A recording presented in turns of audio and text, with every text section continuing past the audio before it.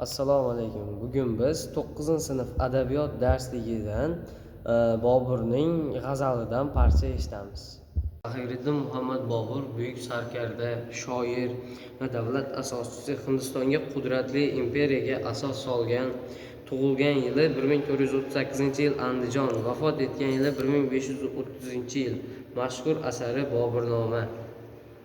Hadding aro uzoring, hadding aro uzoring, sabza ichinda lola, ul chashmi purxumoring, loladag'i g'azola.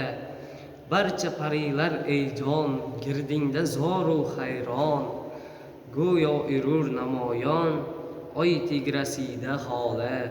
Mehru vafoni ey yor, ko'p ko'rdi sendin ag'yor, javru jafoni bisyor, qilding menga havola. Hajringda ey pariru, ko'zimdun uchdi uyqu, har kecha tong'a teg'ru, ishimdir ohu nola.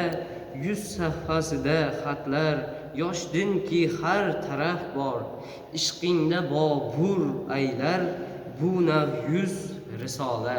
Zahiriddin Muhammad Bobur